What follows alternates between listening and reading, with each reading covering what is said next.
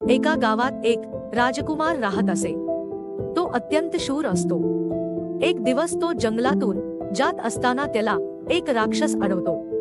राक्षस त्याला धमकावतो, आता मी तुला खाणार आहे। राजकुमार म्हणतो, मी तुला माझ्या शस्त्रांनी ठार मारून टाकीन। राजपुत्र राक्षसाबरोबर खूप वेळ धाडसाने लढाई करतो।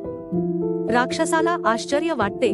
तो राजकुमाराला विचारतो, तू मला खरंच घाबरत नाहीस? राजकुमार त्याला म्हणतो, माझ्या पोटाच्या बेंबीत एक हिरा आहे आणि तेच माझे मोठे शस्त्र आहे।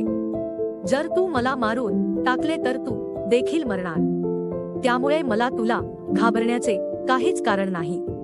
हे सर्व राक्षसाला खरंच वाटले आणि तो राजकुमारला सोडून देतो, परंतु प्रत्यक्षात राजकुमारच्या पोटात हियाचे शस्त्र वगैरे काहीच नसते। ते राजकुमारने केलेले एक नाटक असते। शेवटी त्याला त्याचे हजरजबाबीपणाचे शस्त्र वाचवते। तात्पर्य, शक्तीपेक्षा युक्ती श्रेष्ठ।